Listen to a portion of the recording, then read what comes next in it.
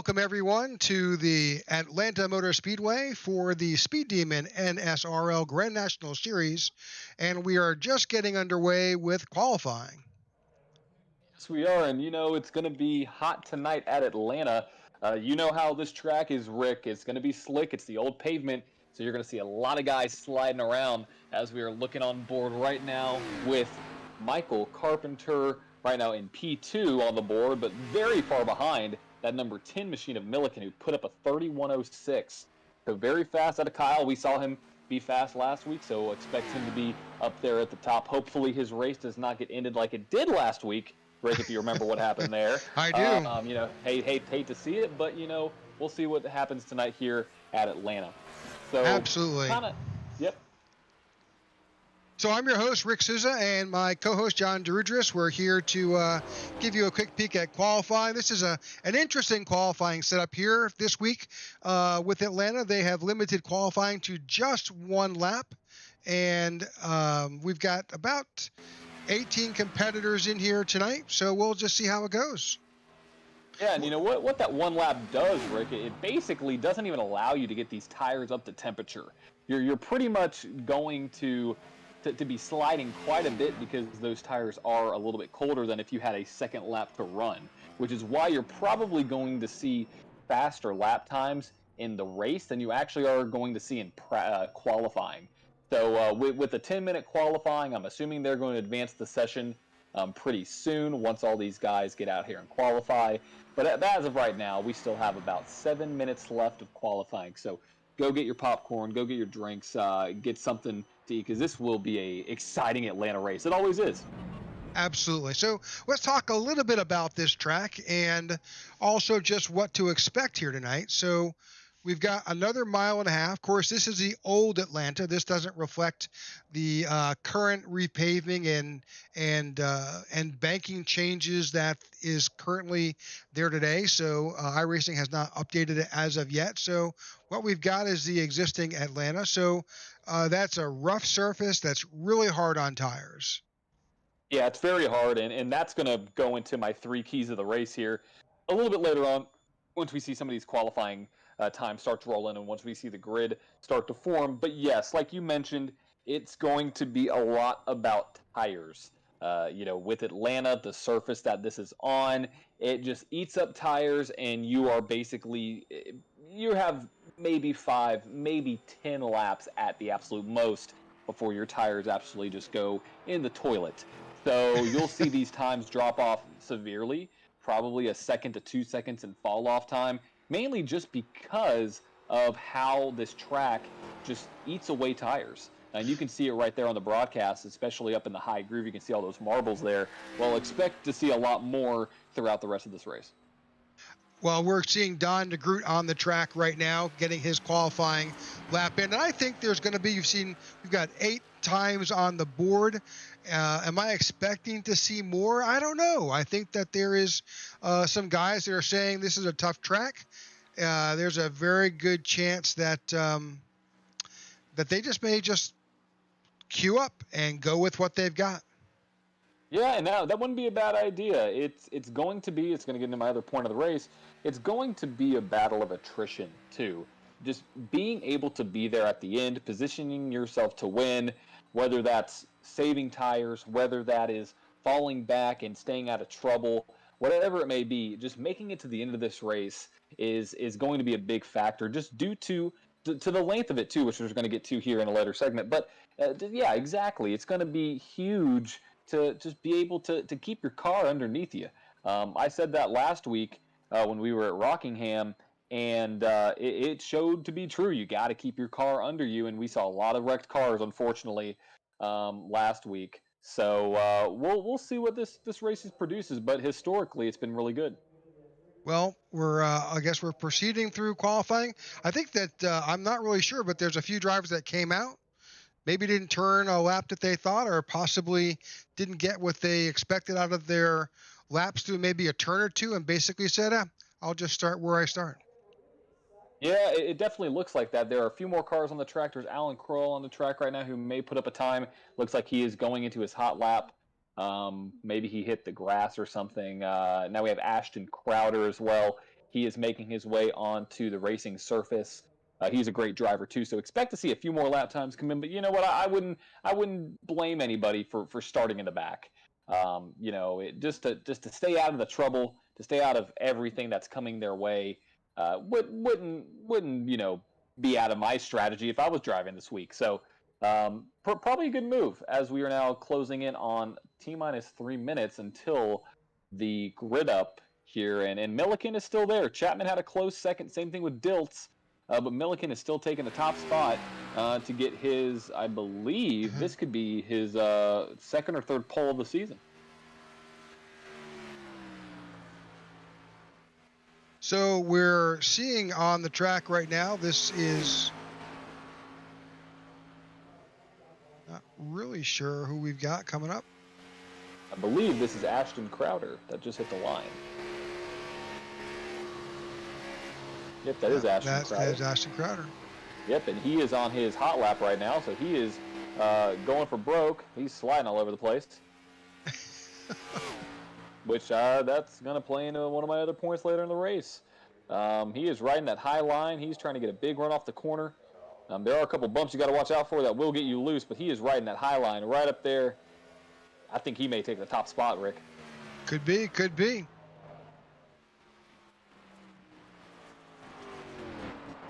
And does he? Oh, wow.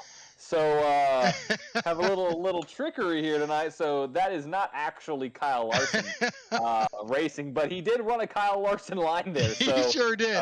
So Ashton Crowder. Let's go ahead and make an adjustment to that. I don't think Kyle, as much as I would love to see Kyle in our league, I just don't think that's it. Yeah, I don't think Kyle's running in this league tonight now. Especially, I think that looks like his old Target uniform too. So that's definitely not the most up to date Kyle, for sure. But yeah, what a funny little piece of humor right there. When it said Larson, I was like, oh, what the heck? But that was in fact Ashton Crowder in the 42 car. So he did run that fast lap to put him up into the lead, and you saw there the high line prevailed for sure. It sure did. It sure did. So this is Mark Sarkozy right now running. I think this may be one of our final competitors. Yeah, it should be one of the final drivers. Yeah, for sure. As qualifying is going to end here in about 20 seconds. So he is trying to get a lap, and he ran a 32.3, which is the slowest time out of the 12, 13 competitors that did run a lap. So right now, this is probably going to be your starting order, folks, with not Kyle Larson, but a Kyle Larson-like driver, Ashton Crowder. Well, the unfortunate thing is, because of the way that they've entered it into the event, we're just going to have to deal with Alan/Kyle. Yeah, Ashton there. So if you are a Ashton Crowder fan, just know that he is driving that 42 car. Kind of disregard what it says Larson. Just keep up with that 42 car, and you know you're following Ashton Crowder. So, Rick, let's pull up the starting order for tonight's Hotlanta 225. Okay. So starting on pole, we have Ashton Crowder in the number 42 machine. Second is Kyle Milliken. Third, Ryan Chapman. Fourth is Justin Diltz. Rounding out the top five, you have Alan Crowell, Luke Bullard in sixth, Ty Bostic in seventh, Michael Carpenter in eighth, Brandon Barrier in ninth, and rounding out the top 10, you have Elliott Swope. In 11th, you've got Ryan Broderick in the 16 car, and the 61, Don DeGroot in 12th position. In the 13th position, Mark Sarkozy in the number 2. The 51 of Bill Hull is in the 14th position. The 74 of Kenneth Bradstock is in 15th, and the 77 of Evan Amick is in 16th. You have Thomas Thompson in the 78 in 17th position. The 67 of Dan Withers in 18th. The 19th of Chris, the 85 of Chris Rubley in the 19th position. And rounding out our field, you have the 18 of Travis Manning in the 20th position. Yep, and so 20 competitors tonight here in Atlanta. That is a solid group of guys, solid group of drivers here tonight at a very tricky track. And so let's go into the actual track facts. We have 147 laps tonight with a stage break at a lap 35 and lap 70. So that means there is a 35 and 35 lap run there for stage 1 and stage 2, and then stage 3 is obviously the lap 70 and on. We have 6 sets of tires, obviously 1 qualifying lap. But Rick, one thing I want to pay attention to here is the track temperature. So the track temperature did decrease a little bit since the start of qualifying, but it has increased overall on the day to 105 degrees. So that's going to play a major factor into the tire conservation, which goes right into my 3 keys of the race. So number 1, you have to save tires. It's Atlanta. Everybody knows what to do. You have to save your tires to be able to be good on the long run. Second thing, keep your car straight. So the turn 4 monster, I believe, will come out tonight, or the turn 2 monster will come out tonight. But you have to be careful and make sure you keep your car straight. And also, the third key of the race, attrition. Make sure you can be there at the end. It is a survival of the fittest. You're going to probably see some wrecks. You're going to see people getting to each other's corner panels. You're going to be seeing people slide up the track in out of 2, out of 4, maybe even going into turn 1. So attrition and keeping your car clean is basically my biggest key for tonight's race. Well, we're about to get started here. The lights are off on the pace car, and they're bringing him down through turn 3 right now and headed towards the start-finish line. Yes, they are, and you know, that good old 42 machine is leading them around. Ashton Crowder, as they are about to take the green flag here tonight at Atlanta. Pace car is down, and it looks like we are green here at Atlanta. Another car on the wall already. I believe that was Elliott Swope up in the high line, but it looks like he was able to keep his car straight as you see the 42 going into turn 1 and turn 2 coming off right now. I expect these first few laps are going to be a little bit hairy for these drivers as these tires begin to build heat and they're able to find their lane on this track. I think from the beginning, it's going to be, do I use this low line and gain position, or do I focus on the high line, save tires, and work my way around? Now, we do have stage breaks relatively early on this track, so it may just be wear them out, get it done, and go for stage points. Absolutely. As you can see, that number 10 car was trying to look to the outside of Ashton Crowder, not able to get it done, but like is your point, Rick, that bottom line isn't going to work forever. You can only run it for a certain amount of laps here. So I expect that middle to high line to be the preferred line. As you see that number 10 almost getting to the right rear corner panel of Ashton Crowder as he is coming around to lead lap 2 of 147 here tonight, as the field is definitely spread out now, single file, a couple battles going on later on in the field. But as you can see, that 10 car is getting a major run on the number 42. Well, we saw that during practice. That high line was the one that worked. Yeah, it did. It worked, especially on the longer run. So I expect that 10 car to give this 42 a run for his money here and maybe even pass him. Now, you know, if you watch the Coca-Cola 600, you saw a lot of drivers pull off slide jobs here. Well, not here specifically, but at Charlotte. So you got to be really careful. And it looks like the 42 just kind of let the 10 go by. I mean, that was a pretty easy pass for first there. So new leader Kyle Milliken, who led the majority of last week's race, is now taking the top point. Absolutely. So, and Atlanta is a similar track to Charlotte. It's in that 1.5 mile range and has some of the same features and, fortunately, unfortunately, some of the same tricky parts. Yeah, it's not as narrow as Charlotte, but it is definitely the same kind of style of track where you're obviously Atlanta eats up your tires a lot more than Charlotte does, but you want to drive this the same way. It's a very rhythm-centric track.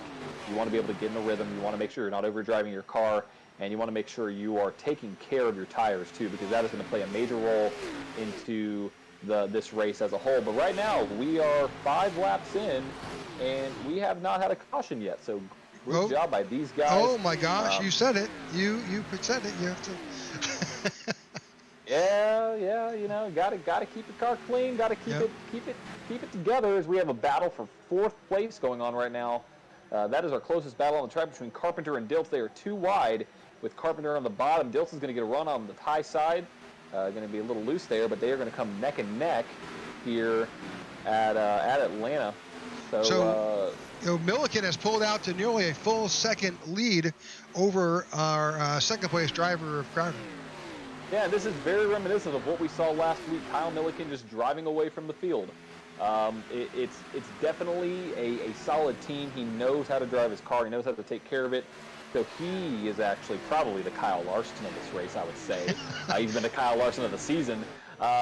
But looking at what he's been able to do, he started in second, was very methodical around the track, got around the 42 machine of Ashton Crowder, and just started driving away very, very precisely. So there were some battles a little bit farther back. I'm going to jump back and look at what's happening through the field. We kind of roll back a bit back through this group of drivers. It is highly competitive. There's a lot going on, a lot of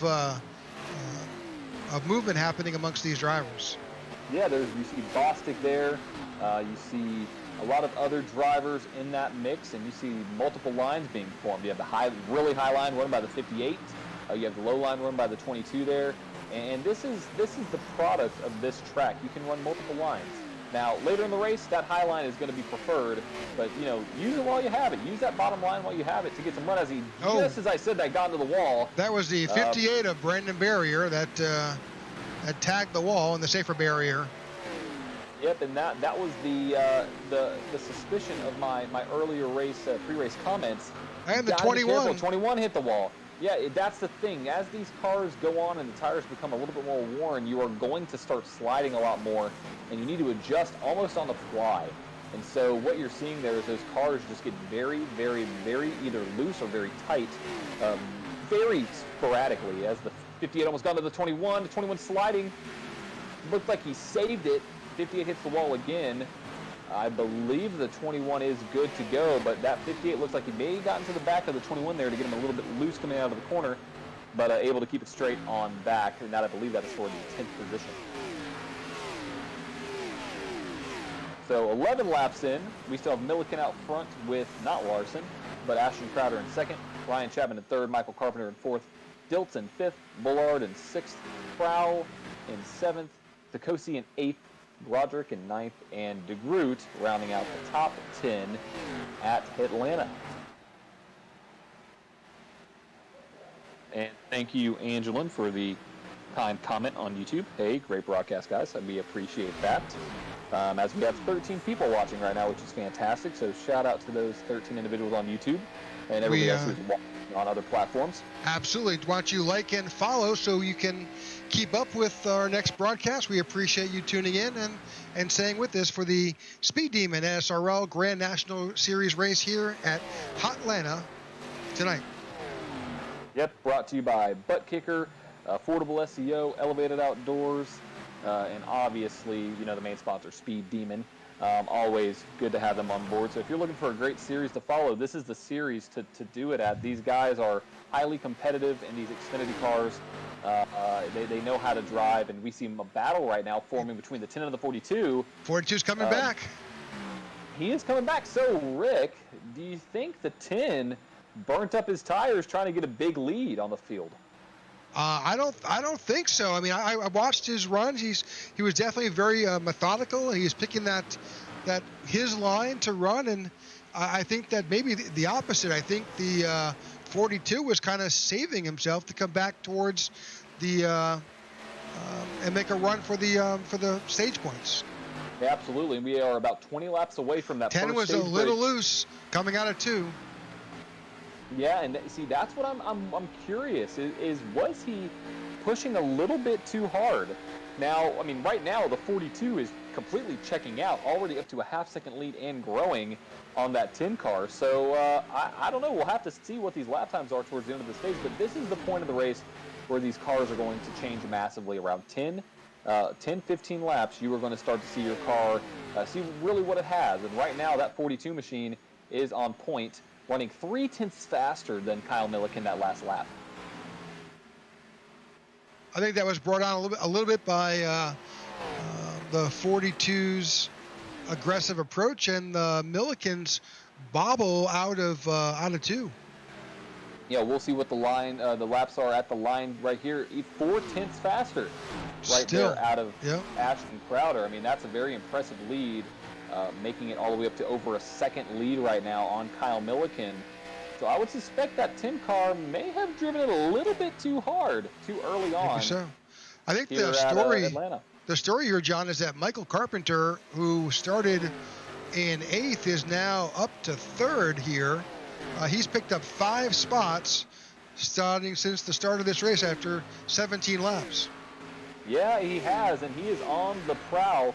He is at a 2.9 second gap as we speak, and he's definitely on the move as that number 10 machine is on the backdrop. So I would expect this Carpenter machine to be up there in second here in a few laps here. And then also Brittany Bullard, good to see you out there supporting your guy.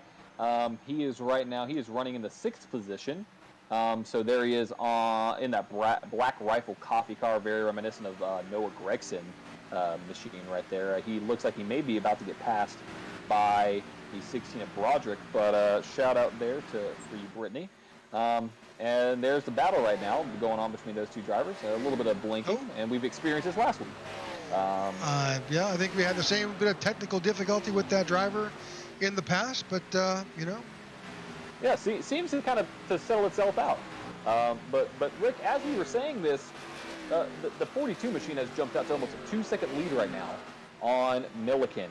He is driving away and running lap times that are very fast, even 4/10 faster than anybody, really. I mean, the quickest time compared to him, you have Carpenter running a 30:09, a 33:09 rather, but he's running a 32:08, so he definitely has his car dialed in on the long run, which is what you need. It's what I would expect. You need to have your car available to be ready on the long run, whether that's saving tires, whether that's a setup change, maybe some tire pressures. But that 42 machine is pulling away, and the battle is slowly becoming between the 10 and the 5. I expect them to start getting very close here within the next 5 laps, and that's going to be your battle for second place. So we'll take this time to kind of run through, since here we are at lap 20. We'll kind of drop back and run through and spotlight each driver. Right now, that is the number 10 of Kyle Milliken. It's our 5 of Mr. Michael Carpenter, the Michael Carpenter. 19 of Justin Diltz. The 7 car of Ryan Chapman. The 16 of Ryan Broderick. In 7th position, that's Luke Bullard.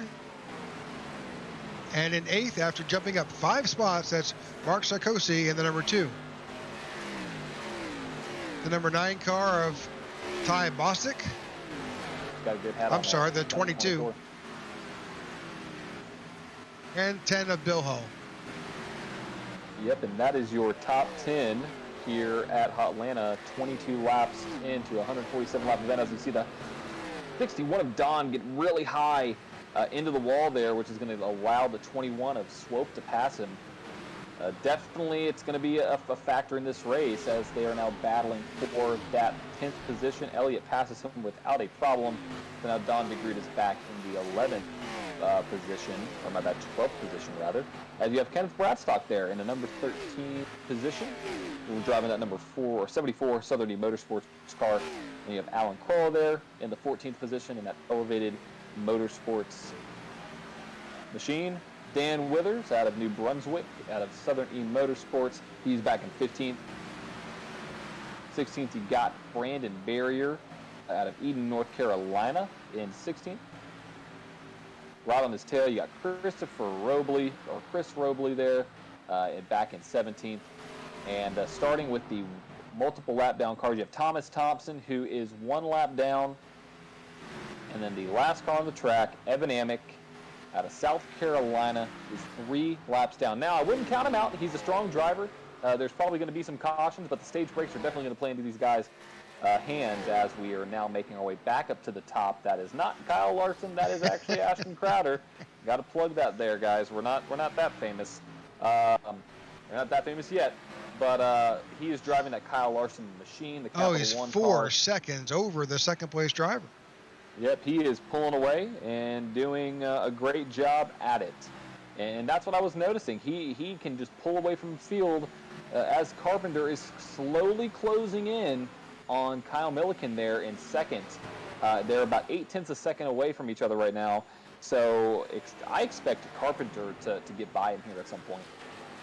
He's getting close. He's not far from closing in on him. And, the field's beginning to be a little stretched out right now after 25 laps, but also their tires are right now taking a beating. 25 laps seems to be the first milestone with these tires in this track. Yeah, it definitely is, and we'll see exactly what kind of times these drivers will be able to pull off. And right now, Rick, let me just make a statement. The qualifying time for Ashton Crowder was a 30.9.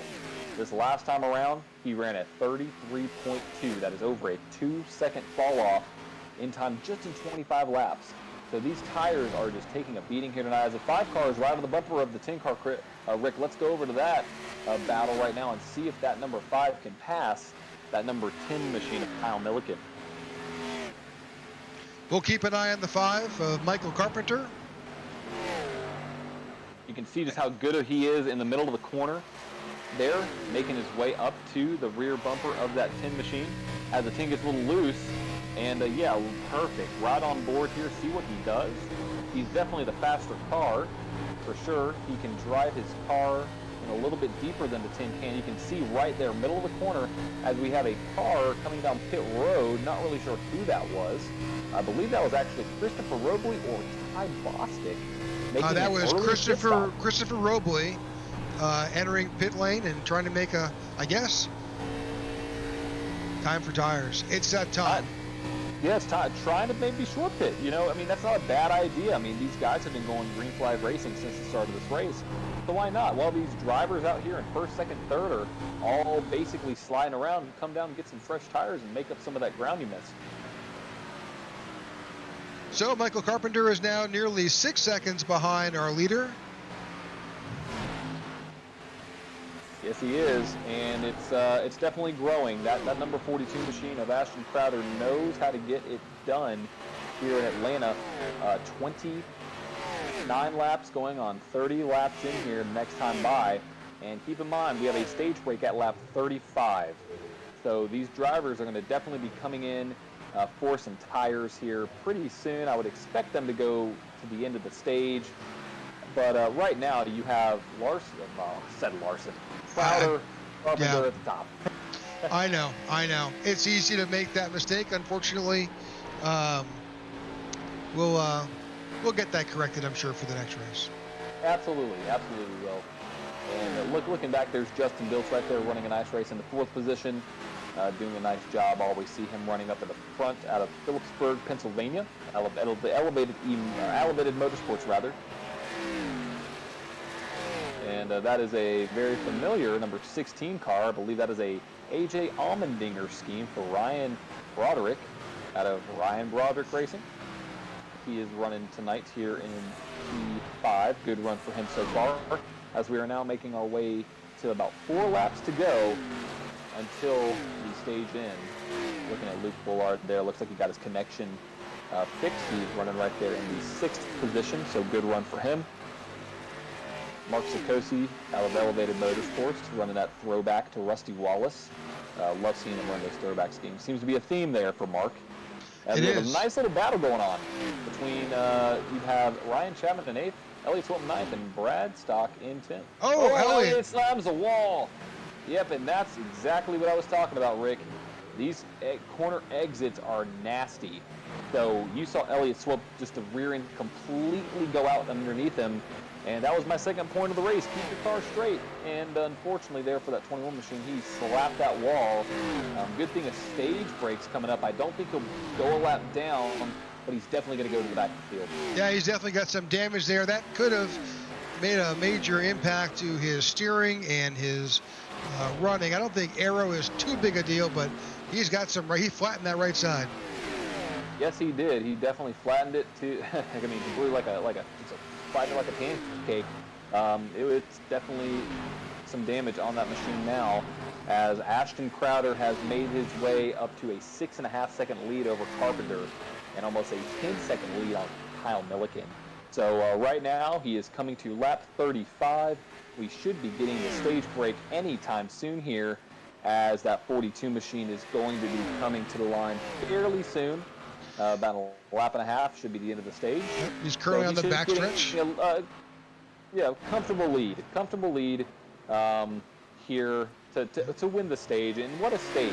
He started on the pole, led a few laps, let Kyle go by, and then he, you know what? I'm just gonna try to drive by you and save my tires. And you know what he did? He put himself in position to be the top spot here, going into the last lap of stage 1. Ashton Crowder leading the way here. He is running away with it right now. Right, and Michael Carpenter has been keeping up with the pace here. He's been able to keep up with him ever so slightly. It's not as big of a gap between him and Milliken, but Carpenter's been able to keep it up. But as you see, Ashton Crowder is taking the line to win what will be the stage 1 victory here tonight for the NSRL Grand National Series, sponsored by Speed Demon, Butt Kicker, Affordable STO, and Elevated Outdoors. So Rick, it's a good first stage, no cautions, a lot of clean racing, but Ashton Crowder definitely looks like the car to beat right now. Absolutely. He has certainly moved out to... Now, again, we rack and restack this field at these competition cautions that occurred here first on lap 35. We'll do this again, and we'll race hard up to lap 70, and then at that point, it's 70 or so laps to the end of the race. Yeah, it is, and then that's going to be a very long run for these drivers. I mean, you have a 77-lap run, which means you're probably going to have to pit right in the middle of that, if not maybe even try to do a 2-stop strategy there, depending on if cautions fall. So if you get cautions there in stage 3, you may see some of these guys pitting early, pitting a little bit later, but the strategies are going to be abundant here tonight, especially since we are at Atlanta. So Rick, I expect to see everybody on pit road, especially that number 42 machine. He is definitely burning up those tires for sure in the lead. But here comes the 42 with the lead, and everybody behind him outside of the lap down cars are going to be getting fresh tires. So 4 tires and fuel for stage 2 here tonight. And it looks like the 2 car did not come in. Mark Sarkozy did not come in. Interesting move out of that 2 machine. I don't know why you wouldn't here.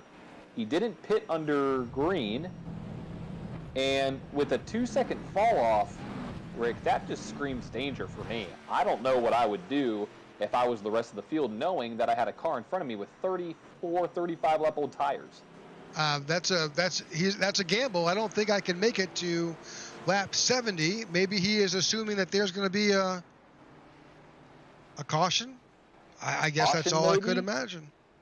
Maybe he's trying to run a few laps and short pit to make it to the end of the stage, stage 2. I really don't know. That's a very bold move out of that camp. I really don't agree with it, just due to the fact that there's a 2-second fall off in times.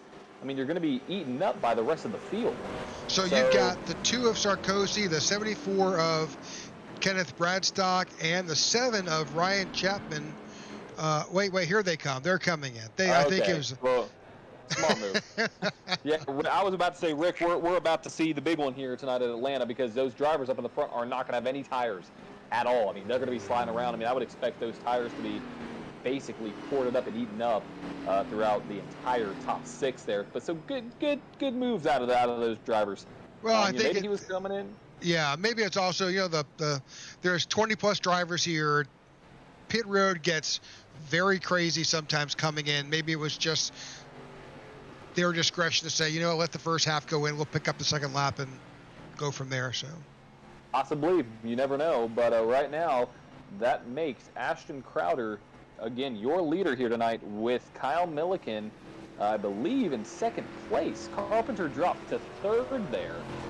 Not really sure what happened with Carp on pit road, but he's back into third position now. It's definitely a lot better than starting in 8th. So great move out of that 5 cam to be able to position himself up in the top 3 for this restart. But what a race by him. And what I got to say is, looking at these guys coming to the line, we need to get an updated running order here. But if this is correct, Dan Withers all the way up from 18th up to 5th. He has picked up 13 him. spots. Now,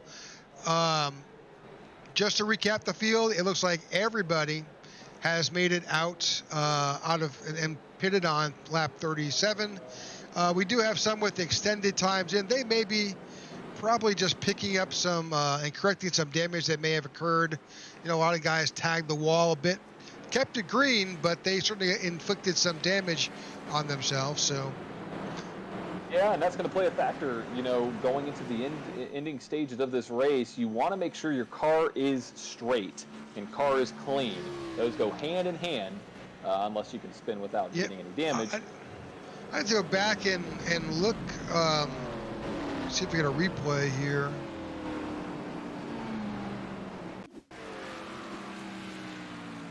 That was Thomas Thompson coming out of the pits.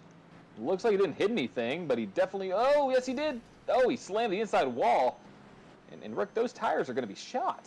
I think he's back on pit road. Yeah, and I would think he got an unsafe pit exit too, Rick. Good possibility there, yep. So he's got a penalty to serve out, and unfortunately he's got a tad bit of damage. So. Yes, he does, and that's sad for that team. He's a great driver there, and the number 78 machine showing 2 laps down. Now, but we're about to get back to green flag racing here tonight with 1:08 to go in the Hotlanta 225. You have Milliken, Crowder front row, and he is off. We are green flag racing again here tonight at Atlanta Motor Speedway, and Crowder is wasting no time getting that lead. Now, Milliken was a little bit loose actually going into that corner. See what happens here coming out of 2. But these tires, got to remember, they are cold. So they have grip, but you got to let them heat up a little bit to get that grip in. This field has completely stretched out inside of 1 lap. Yes, they have. And you see that 10 car right there is right on the trail of that number 42, as you have a battle for 3rd right now between Carpenter and the 19 machine of Justin Diltz. Side-by-side racing for that 3rd position. Same thing for the 6th position right there, for 5th position rather. Well, and you just saw Michael Carpenter basically back off and say, okay, if you want it, take it. It's a long race. So. Yeah, good move out of Carp there. Very solid move. It's a long race like you said. So that's Justin Diltz moved into a solid 3rd position.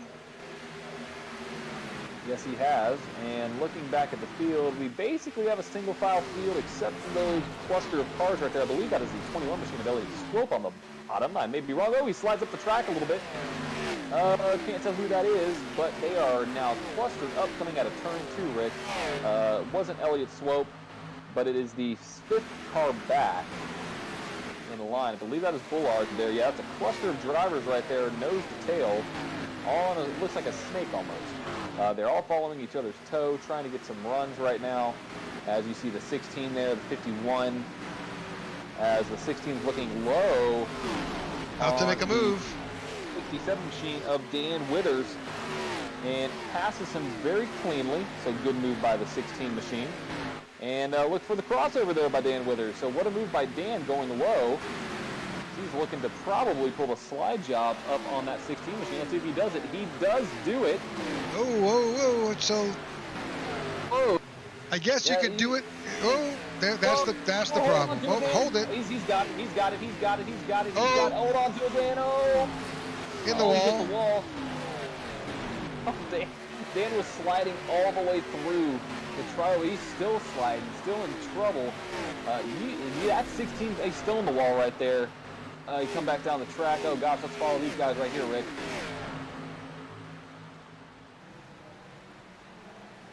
Wow, what some exciting racing going on in the back. You saw that 16 car not like the slide job out of the 67 machine, and that got Dan Withers all out of sorts there. He's definitely got some right side damage for sure.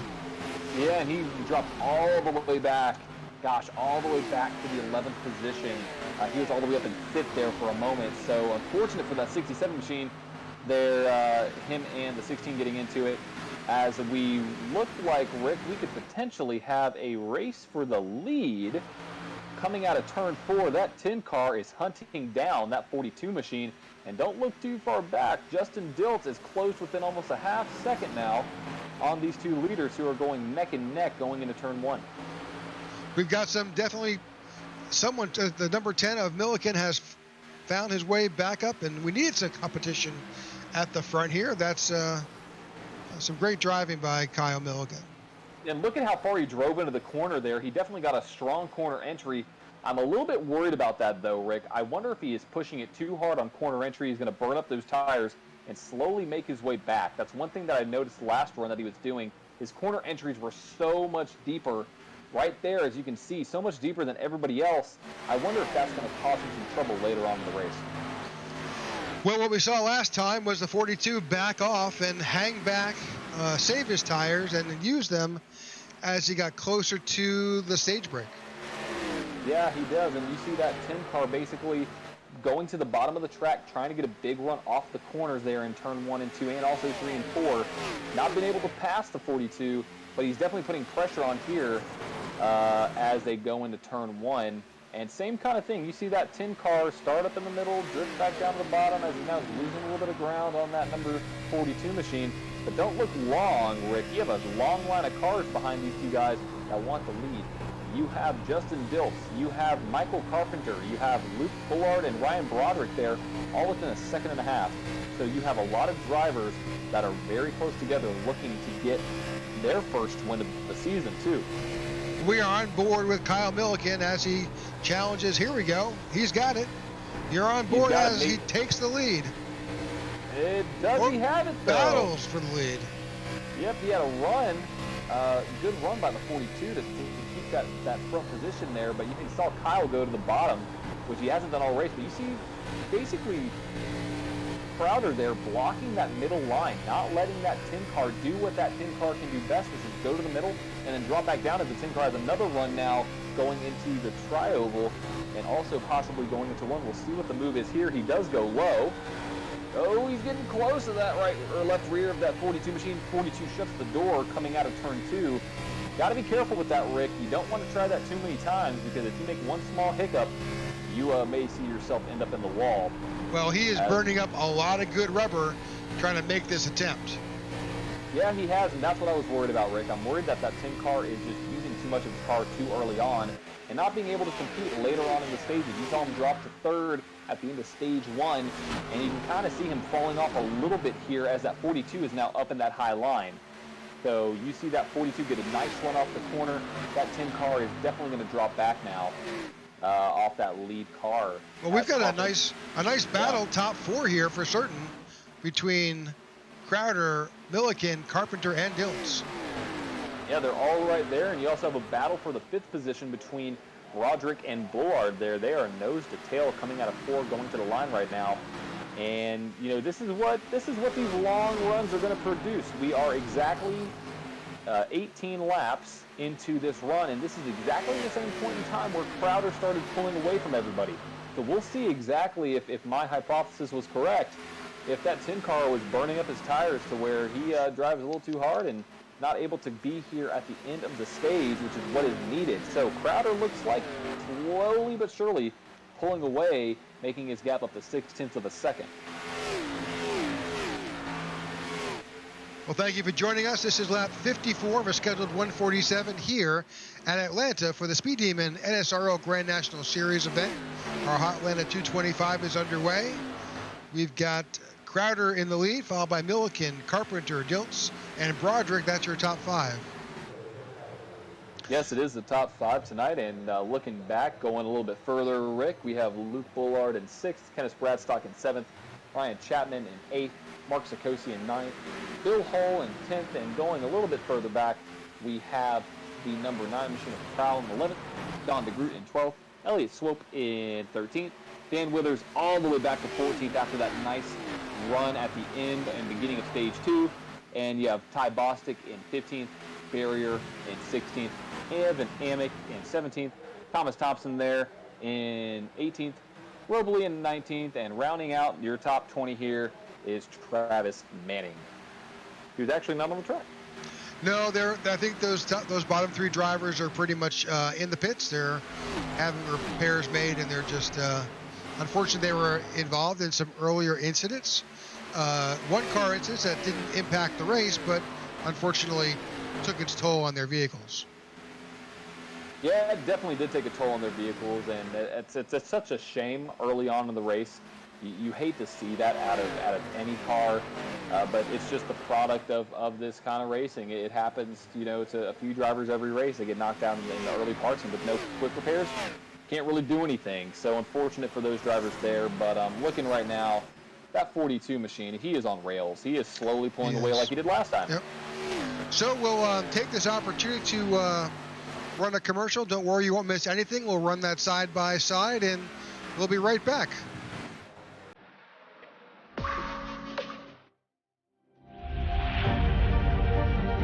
Coming up to the line, being chased, and it was Braden Johnson. Unbelievable finish. It was 1/1000th of a second between them. Green flag in the air. We are racing in the 2020 24 Hours of Daytona. They go door to door for the feature race lead here on the last lap of the race. Side by side for the race lead in the final corner at Homestead. Down the back straightaway, 3 wide again for the race lead. This is unbelievable stuff here tonight. Loma is going to have to be very deep on the brakes, and he is very deep on the brakes. It's side by side through the corner. This is for the win. It'll be side by side. Davies low, Ottinger high. To the very inside is Garrett Lowe. 4 wide at the stripe.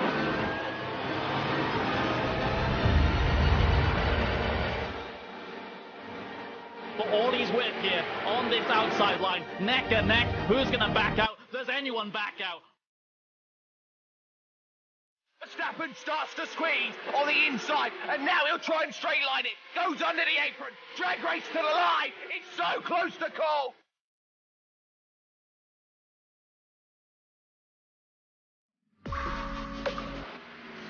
Welcome back to the Speed Demon NSRL Grand National Series race. We are at lap 60 here, and it is the Crowder show here in the 42. Yeah, and he is actually looking quite a bit like Kyle Larson right now, Rick. He's pulling away, doing a great job, saving his tires and running that high line like Larson loves to do. I was combining Crowder and Larson there in the last name. So what a run by him. He's done a great job slowly pulling away from the field. And, he definitely seems to be the car to beat right now as we are nearing 9 laps to go until the Stage 2 end here at Atlanta. 61 out of 147 complete. Crowder is leading the way, has led the way basically the entire race, and no one's really been able to compete with him on the long run. And that is going to be my key. If I had a bonus key to the race, make sure your car's there on the long run. And I think I had mentioned that before with attrition. But right now, that 42 car can just save tires like nobody else has been able to do.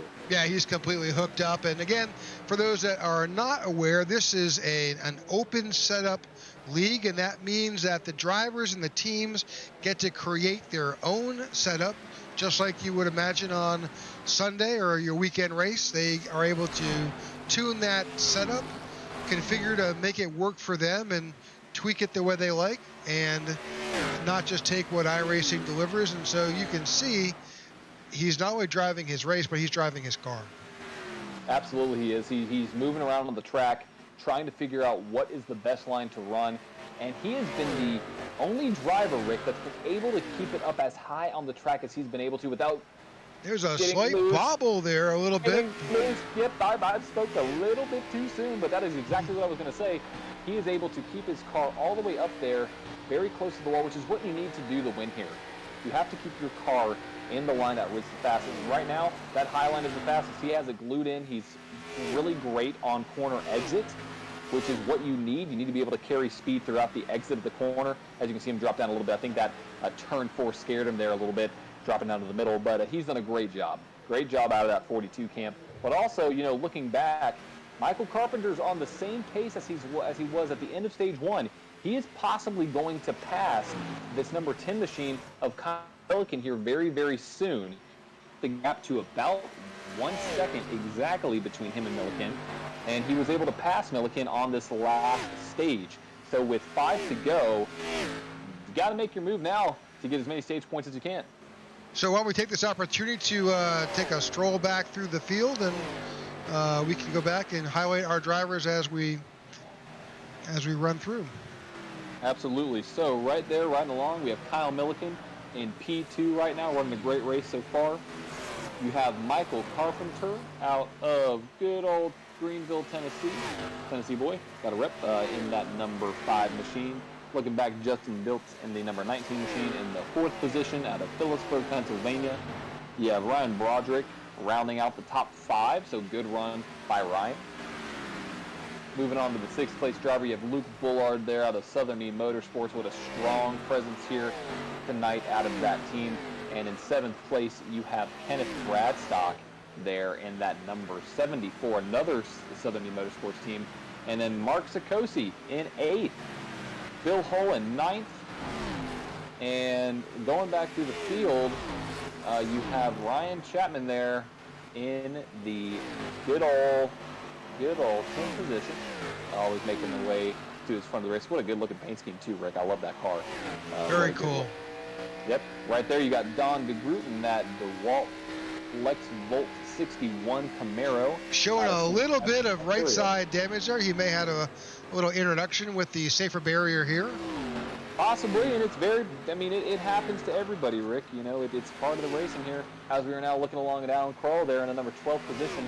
He started in 5th, so not the race that Alan was looking for, but hopefully he can make his way back up there and be with his elevated motorsports drivers in the top 10.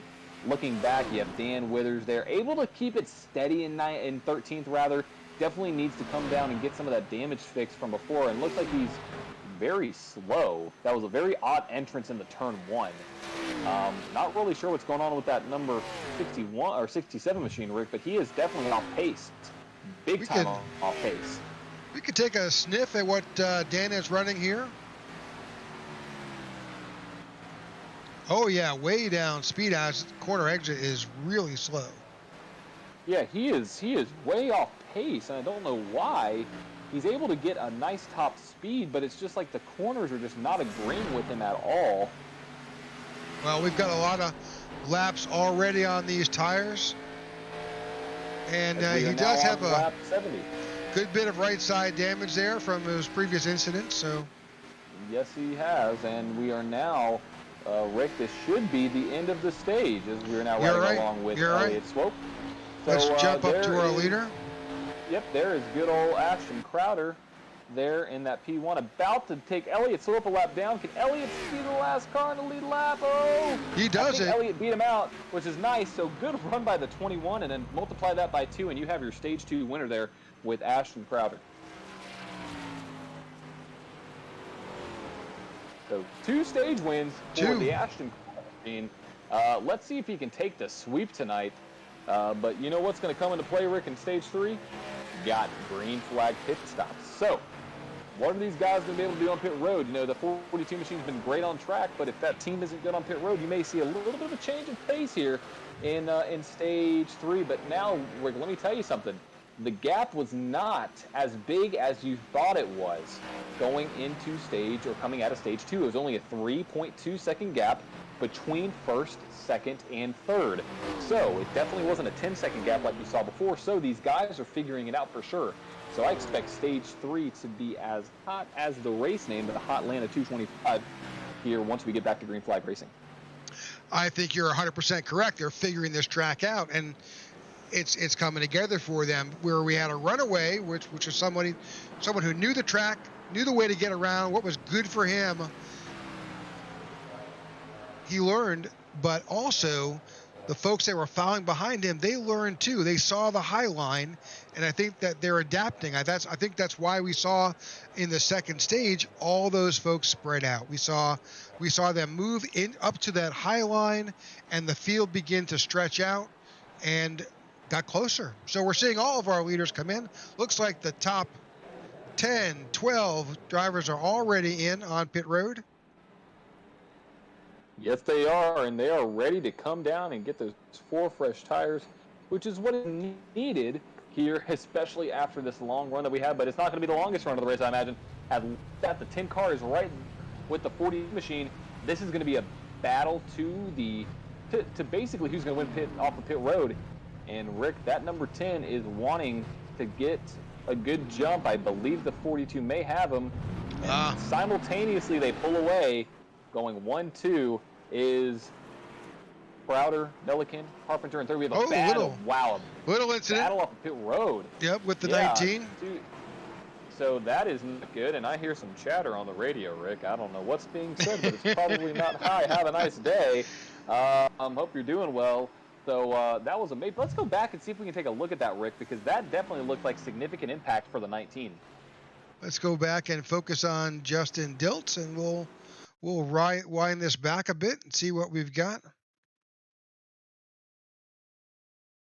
So just so you know, everybody who's watching right now, if you are within your stall on pit road, you can actually drive through cars. But once you exceed your stall, you actually will regain contact with another driver. So if you're to the right of that light gray, so basically normal pit road, you'll be able to get in contact with the driver regardless if they're coming in or coming out. So we'll see exactly what happened. Let's take a look. We'll do it right from the top of the number 19 car. So you can see the right side's up on the 7, left side's up on the 19.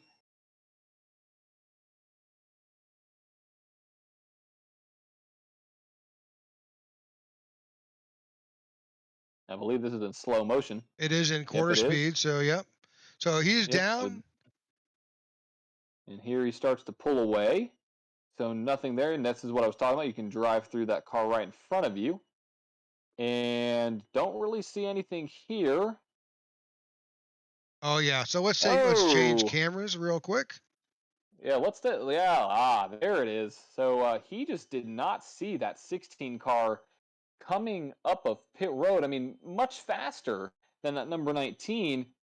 And they make contact there. Yeah, they are definitely touching, Rick. The 16 had the right of way. He was in that outside line coming up. The 19 just didn't see him. No, they didn't see him at all. And they are talking right now, Rick, on the radio. I see Justin's microphone lighting up like a Christmas tree. So I don't know what exactly was exchanged, but you saw it there, folks. The 16 did have that lane. 19 was not able to block him there or that move. Now, Rick, let me tell you something.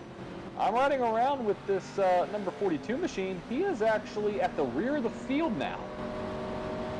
Ashton Crowder is no longer your leader. Ashton Crowder is back in 13th. What happened to him? I have no idea. That makes no sense. There was nothing on the incident board. He's gone to the back. Maybe he got an EOL. No, you know what happened, Rick? He came back down to get some gas. He came back down to get gas. Yep, I just watched the replay on my end. He came down, and you know what that's going to do? That is going to give him maybe a lap or two extra on this run. I mean, we know he's fast, but Rick, you know it's very dangerous to be able to do that because you have to get through the field. You know you're the faster car.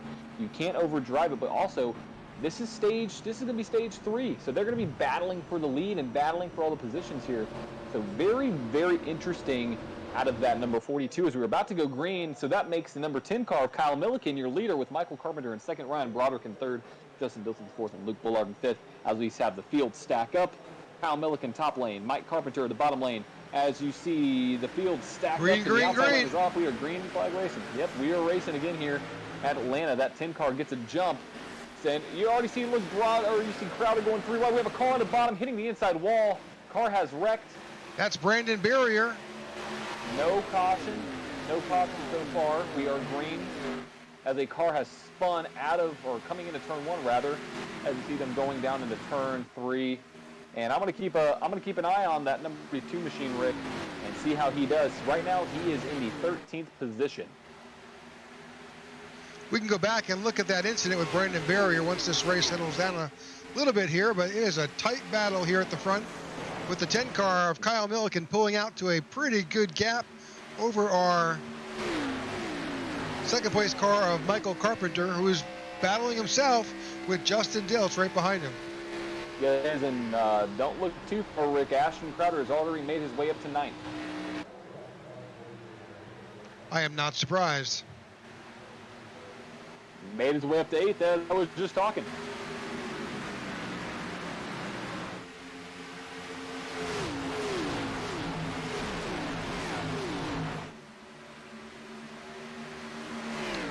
So here you are. You've got 70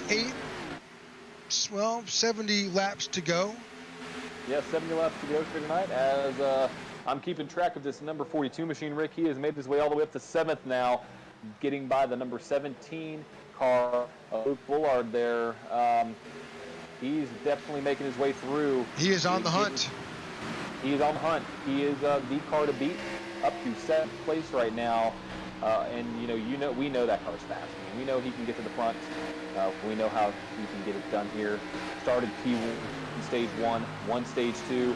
Looking past the number 51 machine of Bill Hull, running a nice race in 6th from up from 14th rather. So good run by him. I see the number 2 go way high. That is Mark Sarkozy. Yeah, he went way high there. I don't really know why, but as you see that, I think he had a good. Is going to pass 51. Yeah, I think he just had a good run.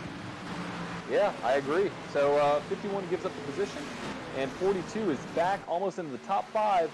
After only 5 laps of green flag racing here at Atlanta. Don't want to pull away from the leaders right now, or don't want to pull away from this battle, but going to the leaders, Rick, you have Michael Carpenter battling Kyle Milliken there for the lead. He is slowly closing in the gap. Same thing with Justin Dilts. All really nose to tail here as that Ashton Crowder machine, Rick, is 2.5 seconds back. I imagine it's going to be a little bit closer this next time by.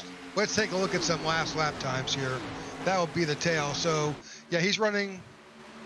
Well, that doesn't show us what we want to see, but what we expected. There we go. We'll see it as we have right now. Yeah, you have Carpenter actually running Broderick running the fastest lap on that on the track this last time by. So very interesting there. You have those guys in the draft, so I'd imagine that's going to play a major factor in these lap times coming to the line here. 30.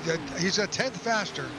Carpenter is over Milliken, and he and Dilts are matching pace. They are nose to tail, and that is certainly helping them gain that little bit of drafting advantage as they move up to the bumper of Milliken.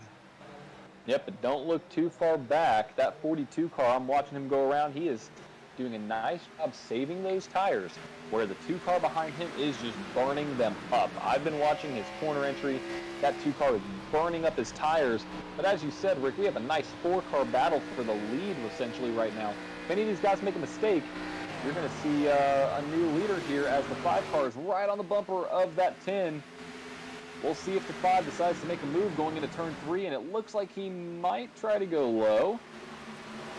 It's pretty early. But will Dilts follow him and help him? I don't know. But right now, looking back, Ashton Crowder in 6th. He is 2.5 seconds back of the leaders who are nose to tail going into turn 1, turn 2. Very close battle right now. There goes Carpenter to the inside line. Let's see if he can get a good run. Oh, yeah. He does, and he takes the lead. He's going to slide up there and say, sorry. Can he hold it? He stays in the bottom lane. He held it. New leader here tonight on lap 84, going on 85. Michael Carpenter takes the lead from Kyle Milliken.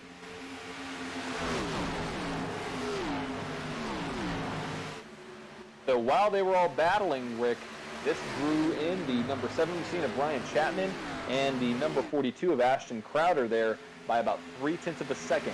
So you have these drivers now pulling into this lead pack. Well, I think all that battling has certainly helped those cars behind to catch up. Oh, it certainly has. It certainly has, and it's going to keep on helping them. So not very surprised to see these distances start to close in. As this last time by, it is down to 2.2 seconds. So that 42 machine is getting his car underneath him because we are now 10 laps outside of that start of the stage 3. So we are now going to see these tires start to come in. I would expect to see this 42 machine battling for the lead here around lap 94. That is my estimate. That is when I think this 42 machine is going to start making his way back up. As you see him passing Ryan Chapman there for 5th. So you have a new P5. Ashton Crowder has moved his way up into P5, passing the number 7 of Chapman. Now 2.2 seconds back, but don't look too far back behind those guys. You have Bill Hull, Luke Bullard there trying to get their wits among them from 14th and 13th up to 7th and 8th. So what a move there out of those drivers. Trying to get their way up to the front as we are now very close to that number 42 getting his car in rhythm. We've seen it happen all night. Yeah, we're still seeing some issues with connections for that 17 car of Bullard. He seems to be winking in and out on us a little bit here. Hopefully we can get that taken care of as the race continues. You would think that you would take this opportunity, not so much for Bullard, but for these other guys, the 51 of Hull, the Groot car, Crowell, to run nose to tail, take advantage of the little bit of aero advantage you can get as a group, and not so much running individual lines. Sure, no, you're absolutely right. But as we're seeing it now, they're really just kind of very evenly spaced between 1st, 2nd, 3rd, and 4th. So not much battling going on right now. There's all kind of running their own lines. You see 5 down a little bit, 10 a little bit higher. The 10 machine, or my bad, a 19 machine running basically in between those guys. But looking back now, you see that number 42 machine on the prowl, trying to get back up almost down to 2 seconds, Rick. So that number 42 machine is on the move. He's running a low line, which we haven't seen him run much of this race. We've seen him run the high line the majority of the time as the 3rd place car of Diltz gets a little bit loose. But now that lead is down to just under 2 seconds for Carpenter, between Carpenter and Crowder there. But don't look too soon now. That 10 car wants the lead. And will the 5 give him to the outside? The 5 just slides right up into him. So 5 blocked him there. I don't blame him. Definitely a close battle here at the top of the tower between Carpenter and Milliken. Yes, it is. Yes, it is for sure. And don't look too far back, Rick, again. Go back to the 4th place driver, Broderick, and you have the number 42 on his tail. Looking low, coming out of 4, gets a nice run. Yeah, he's got the pass. He's got it. He is looking to pass for P4 right there. Nothing that 16 machine can do to let him by, as Crowder is up to 4th, looking for 3rd. You know, if Crowder is able to go up here, that just shows you what kind of car this Crowder guy has. You know, he's a great driver, has a very strong I rating among these guys. So definitely the class of the field to beat. But it's definitely proving how good of a driver he is. He hit that last time. He was out of the top 10 just basically 20 laps ago. And look at where he is. And there he is, that coveted high line. He knows what he's doing. But what's going to play a very interesting role, Rick, is when are these guys going to come down pit road? That's going to play a major factor because, yes, he does have to make up a little over a second now to the leaders. He's coming in fast. Is his car just that much better, Rick? I think it's a combination. He knows, based on what we know about Mr. Crowder, this track suits him. He likes the high line. He's good at it, and he showed that here today. And he's using it to his advantage. So what I don't know, John, is gas mileage. I don't know when these guys have to pit. I don't know what it's going to, at what point they're going to have to stop. Yeah, Rick, that is something that I think I have a little bit of knowledge on, just based off of what I've seen here going from stage 1 to stage 2, as well as looking at some of this data. So, looking at the data for tonight's race, they've definitely been able to go 35 laps. We've seen that before, because that was the stage 1 and the stage 2. Now, when it comes to the fuel percentage that these drivers have tonight here in Atlanta, they are running at 100% fuel. So what that means is that they have the max fuel capacity that the car can hold. So what I will estimate is they can run about 60, 50, 60 laps is my guess, which would put the fuel window at 130. So 130, 135. So it's very close to the end of the race there that they can make it. So, when do you pit? Do you pit at the start? Do you pit at the end? What do you do? But looking right now, that number 42 is on the move for P2. So a lot of rhyming there within that last sentence I just had. But look at him. He's up here. He's gonna take this lead from Carpenter. Carpenter is just a sitting duck at this point. Can't do anything. That 42 machine is on rails. He is absolutely on his hunt back to P1. Now, that being said, look at how big of a run he has. Sorry, don't mean to interrupt you, Rick, but he did that on the high side and cleared him. Completely cleared him. So and back to the lead. Back to P1, you have Ashton Crowder right there. Carpenter Road's bumper not being able to battle or do anything, but that 42 machine is the car to beat.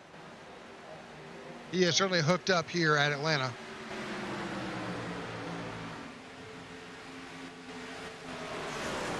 Well, I guess the question then becomes, what do you do? Are you going to decide to short pit to the point at which you can make it back and hopefully make it up? Or do you wait out a chance for a caution that occurs with 50 laps to go? Don't know. Yeah, I don't know. I would say, though, you probably are going to start seeing these guys pit around lap 120.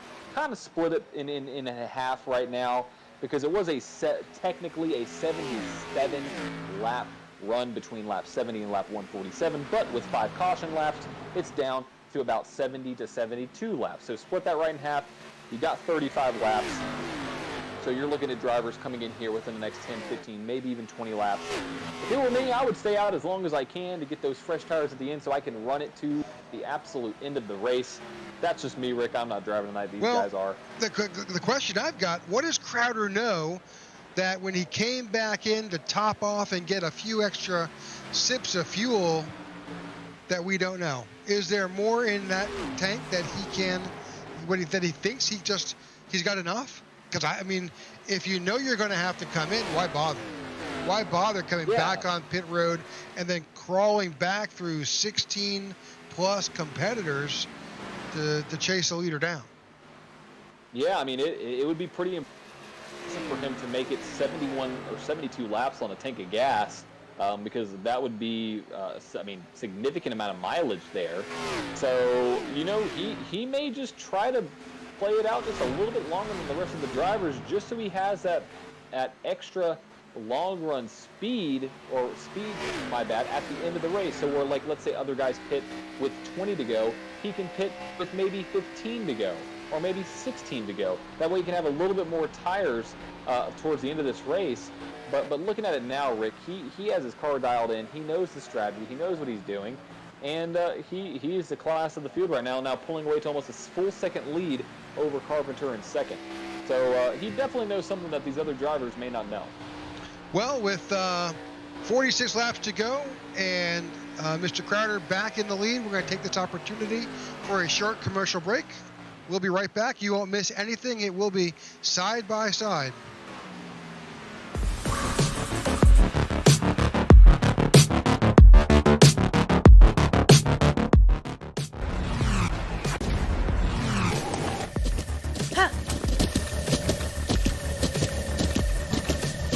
With the Butt Kicker Gamer 2, what you see and what you hear is what you feel.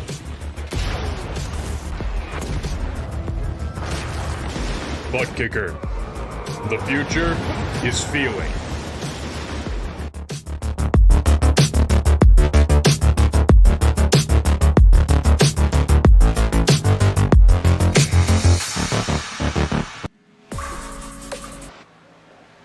Welcome back to the Speed Demon NSRL Grand National Series here at Atlanta. This is the Atlanta Hotlanta 225. We have your leader, Mr. Crowder, in the 42, setting the pace here. with nearly a 1.5-second lead over the number 5 car of Michael Carpenter and the number 10 car of Kyle Milliken. Yep, they have been the class of the field tonight, Rick, and they've been the top 3 throughout the whole entire race. They've flip-flopped, been able to go between, P1, P2, and P3. So it's just going to be a battle between these guys tonight. It's definitely, they're the class of the field. That 42 car is locked in. One thing I do have to say is these green flag stops may play a little bit more into this race just because of how close the battle is now. We've seen it dwindle down from 10 seconds at the end of stage 1 to 3 seconds to the end of stage 2. Now it's going to play a factor in about 1.5 seconds to 2.5 seconds back. So drivers definitely are catching on to what this 42 car has been able to do. So we'll see what these green flag stops produce. But right now we are amazingly, beautifully caution-free, Rick. Pretty amazing. He has definitely shown the way. Yes, especially at a track like Atlanta. These cars get loose, and we have seen a few cars hit the wall, but the only cautions we've had tonight are stage breaks. So good to see that, and I just want to make a couple shout-outs right now. Shout-out to Ryan Broderick in that number 16 machine. He is all the way up from the 11th position up to 4th. And let me just say shout-out to Mark Sikosi there, all the way up from the 13th position. He is now in 7th as we see the 42 machine lapping Ty Bostic there. He will be the first car 1 lap down. So if there is a caution, he's going to get the free pass. But as of right now, this 42 is on rails and pulling away. Well, we are at 107 laps with a scheduled 147. We've got 40 laps left, and we are expecting at some point soon some green flag pit stops. Yes, we are, and they should be coming anytime soon now. That fuel window is long. It is about 60 laps, so you could stretch it out till about 17 to go. I wouldn't do that, but you should see some of these guys coming in here roughly within the next 20 laps. 15, 20 laps is my guess.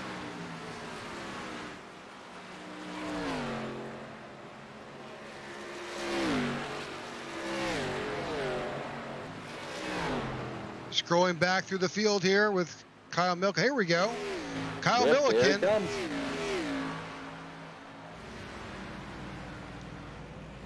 That's Kyle Milliken. We've got Justin Diltz also in. Mark Sarkozy.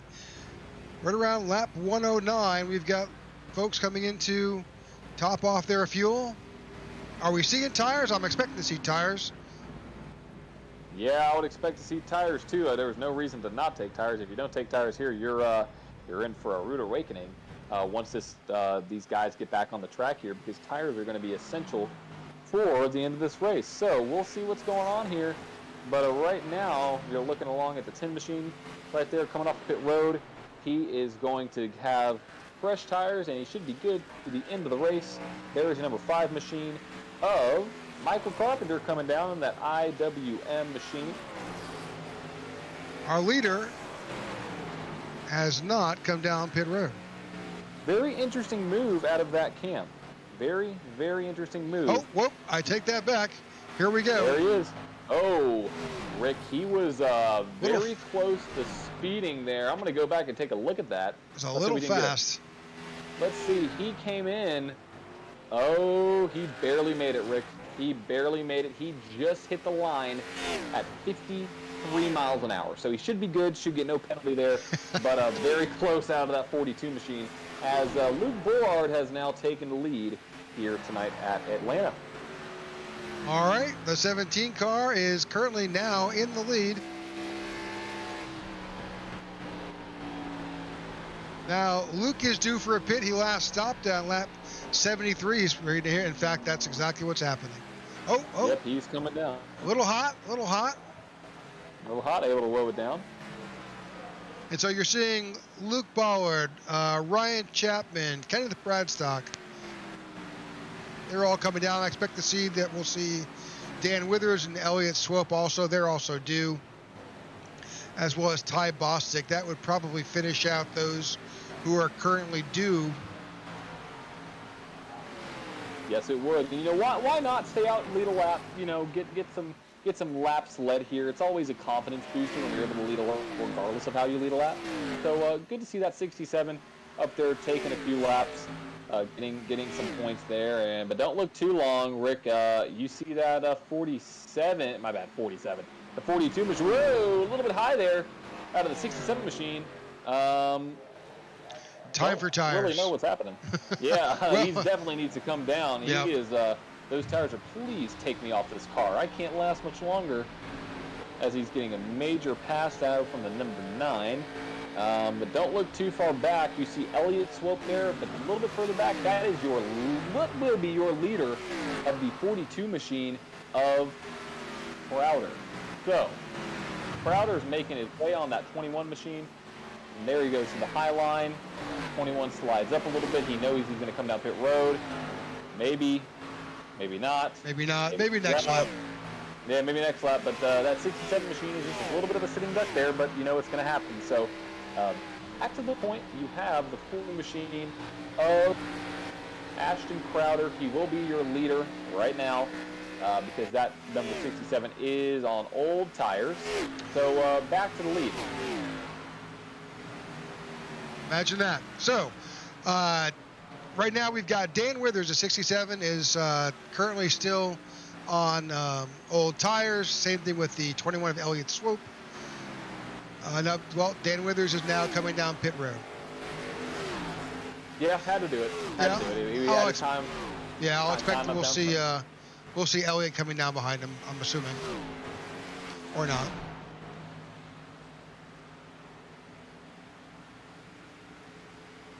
Maybe Elliott's just hoping and praying for another caution or for some kind of caution to where he's able to run this out and get some fresher tires than the rest of those leaders, because track position is key for tonight's race.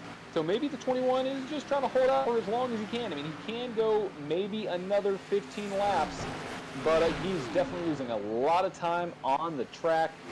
Hopefully he doesn't lap down, but he's definitely losing major time to leaders here at Atlanta. Well, so we'll see what happens. Let's illustrate that a bit with some time. So yeah, he's running, his last time by was a 34.31 compared to our leader of a 31.94. That's 3 seconds per lap. That's an untenable position.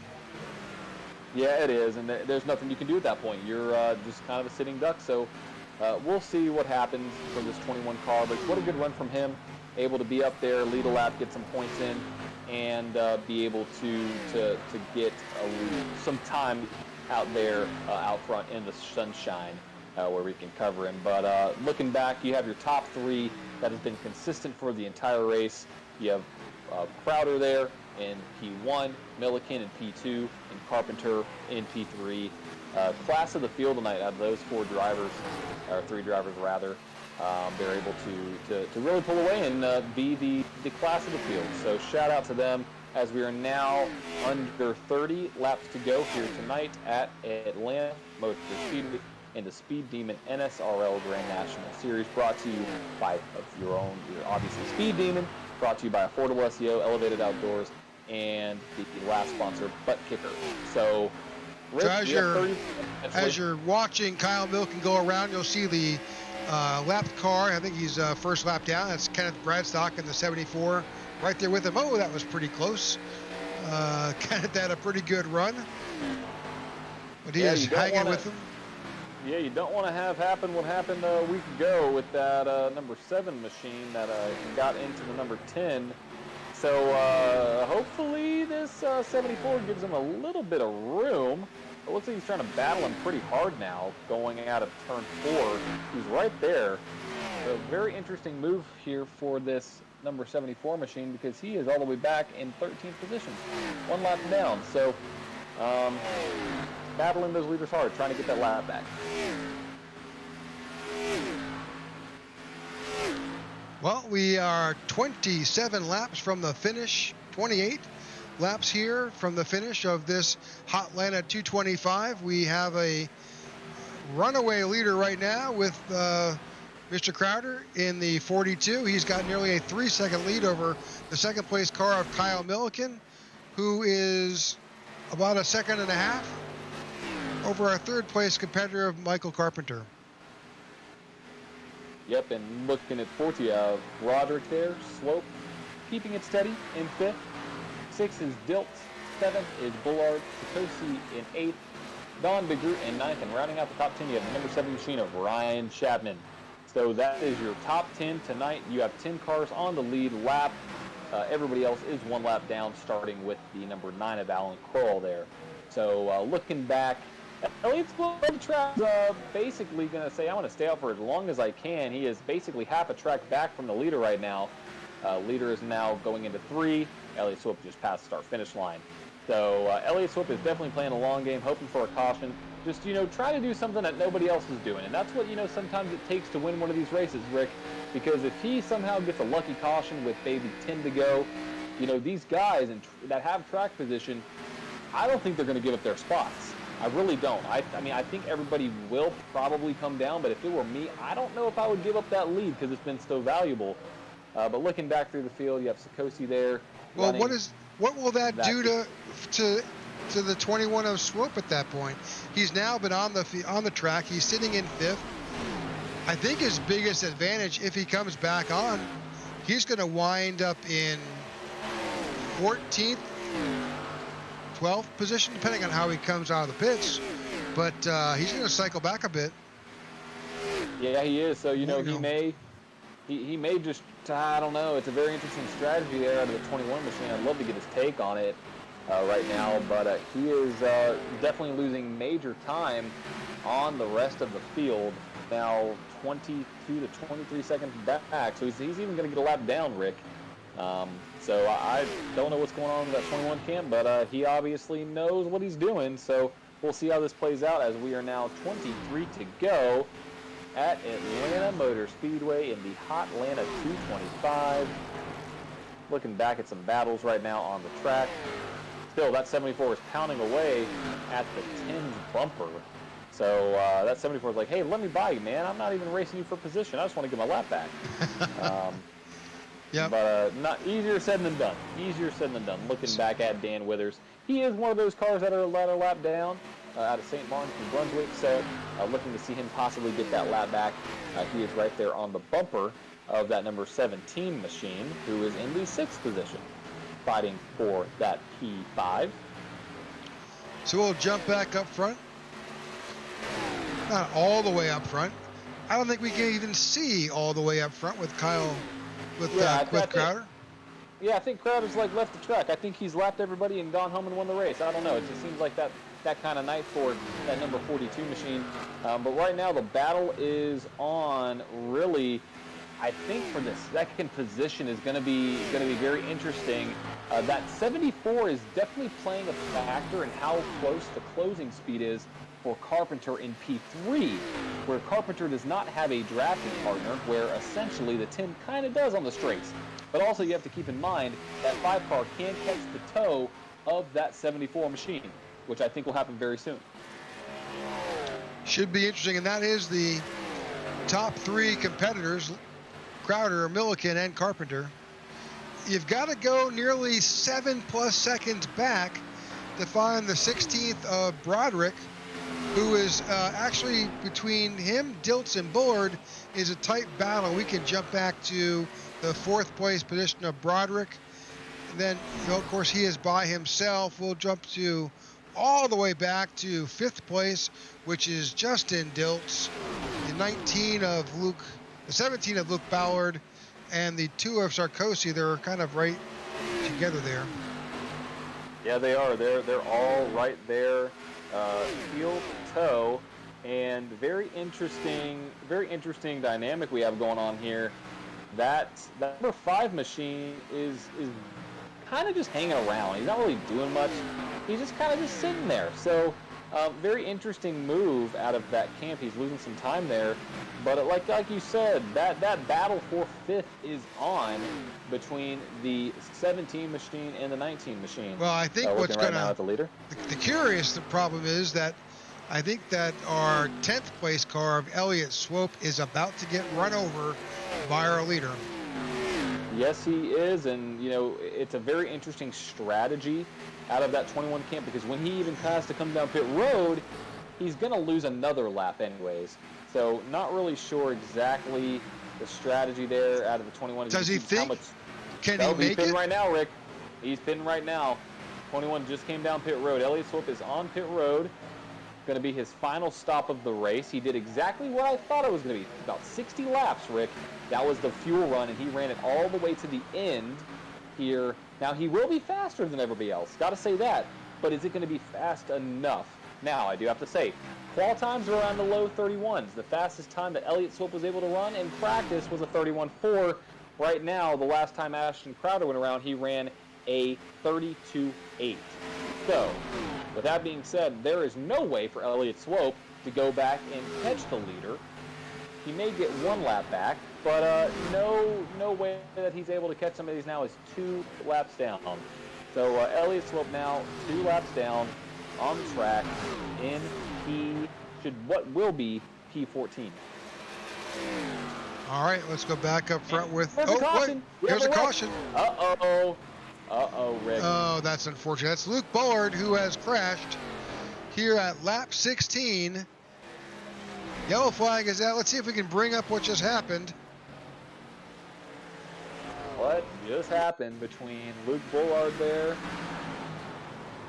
Oh! Dan Withers. We need to go back and see exactly what caused that, because it looks like the 17 was already wrecking coming off of turn 2. Well, did he blink? He blinked.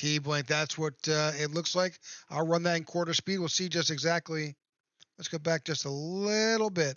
So you've got Justin Dilson, the 19 on the low side. You've got the 17 above, and Dan Withers, wrong place, wrong time. We'll just take it I would slow. agree. Let's see. You have the 17 up in the high line, 19 on the low line. Looks like that 17's back end's already going around. He's starting to fishtail coming out of turn 2. Then he disappears. And it looks like he disappears, and it should pop back to wherever he populates. And it looks like the 19 was just trying to avoid him. Obviously, you can't see where he's going. No idea where he is. And there he reappears. And there was nowhere for that 67 machine to go. Unfortunate there for that 67 of Dan Withers, already a lap down. But you do have your caution, and you have leaders on pit road, Rick, with everybody coming Everybody's down. on pit road. The top 7 are on pit road. Yep, there they are, as the 42 is the first car. You have there Milliken. You have a battle between Carpenter and the 16 of Broderick. Broderick wins the race off of pit road, so he picks up a position. So he gets in the mix there, going to start P3. So Rick, we may have a little bit of a race in our hands, because these, we've seen it. Crowder is good on the long run, but Rick, we only have about 14 laps to go, and my guess it'll be close to 11 laps to go once these guys get the green flag. So short run speed is going to play a major factor, and we've seen Milliken be fast on short runs. It's going to be a shootout. It will be a shootout for sure here at Hotlanta. So interesting, Don DeGroot with the 61 did not come in. Maybe he'll come in now. Here we go. Yeah, there he is. He's coming back down. Gonna get those 4 fresh Goodyears and get back on the track and finish this race out. So based on our board, everybody has come in that was able to come back in, and they've got fuel, which they probably didn't need so much as fresh tires, which they definitely needed. Yes, they did. And here tonight, the class of the field has been that 42 machine, but look out front. That is a good old Elliott Swope. If I'm not mistaken. He should get a wave around, should he not? He should get a wave around. So Elliott back on the lead lap should be. And I'm looking right now at the actual scoring monitor, because we have a lot of different times showing up there on the left-hand side of your screen.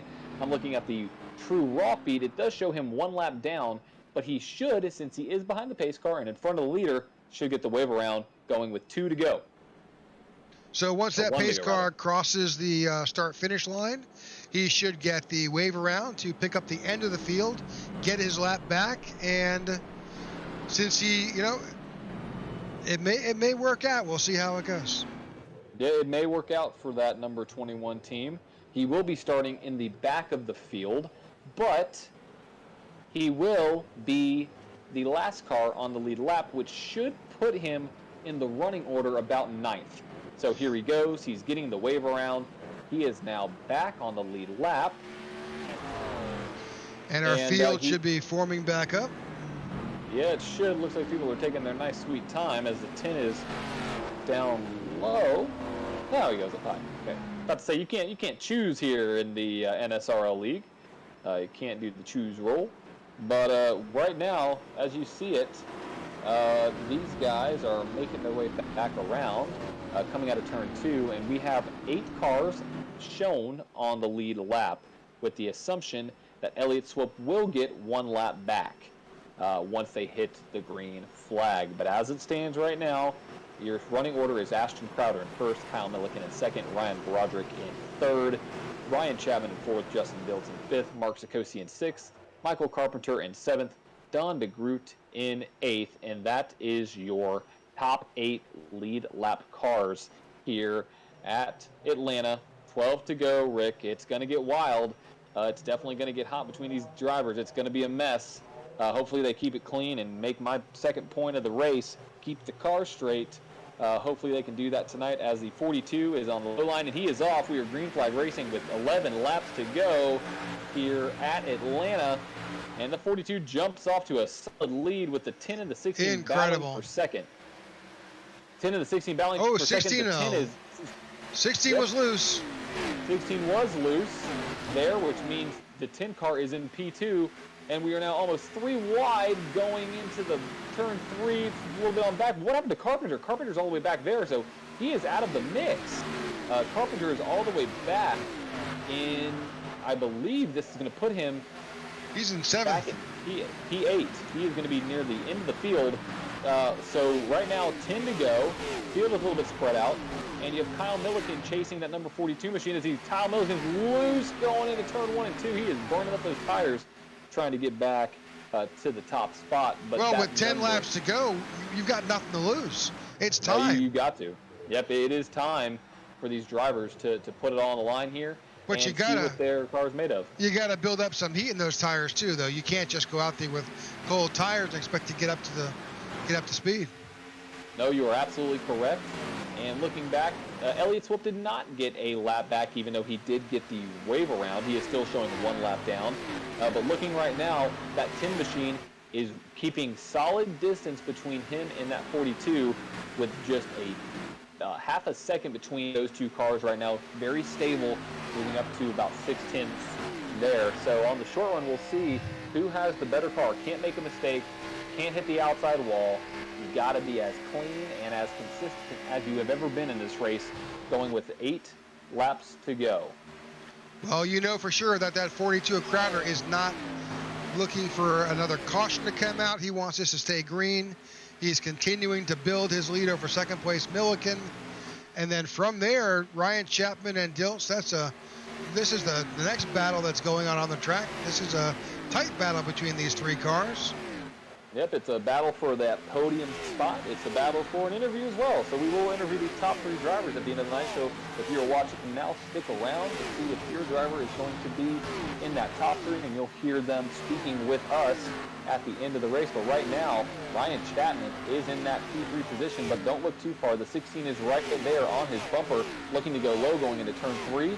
And he does look to go low as he is going to make the pass and slide right up in front of that 7 machine, but don't look too far. You have the number 19 right there as well. So these drivers are all battling as we are now at 6 to go. A pitched battle back here for 3rd, 4th, and 5th amongst these drivers. Yes, and we're gonna stick with this lead pack right now because the 42 is driving away. But right now, Ashton Crowder is leading with Kyle Milliken in 2nd, and you see Broderick, you see Chapman, you see Diltz, you see Sikosi, you see Chapman there. And Carpenter. My bad, you see Carpenter, my bad. Yeah. Carpenter there making a way back up, trying to get into the top 3. And he is now on the inside of that number 2 machine. He was on the inside. Yeah, the Diltz machine has moved into 2nd, going ahead of Chapman, or at least he's trying to pull that off. He is, and it's going to be a tight battle off the corner here as Carpenter is going to look low on Mark Sikosi. He does look low on Mark Sikosi. Let's see if he will stay there. And he does make the pass. He makes the pass on that number 2 machine, forcing that number 2 to slide up the track. He is now going to look for that P4 of Ryan Chapman. And the battle is on right now. He's going to look to the outside high. Doesn't take it. Files right back in between the 7 and the 2. And he's going to follow right in tow of that number 7 machine, looking for him to make a mistake. And that 5 car has a run off the corner for sure. We'll see if he decides to take it low. The 2 car of Sarkozy has definitely committed itself to the high line. And there goes Carpenter up to 4th. He is making a battle there, right there, with Ryan Chapman coming off of turn 4. Who will have the run? It looks like the 7 car has the run, and don't look too far behind him.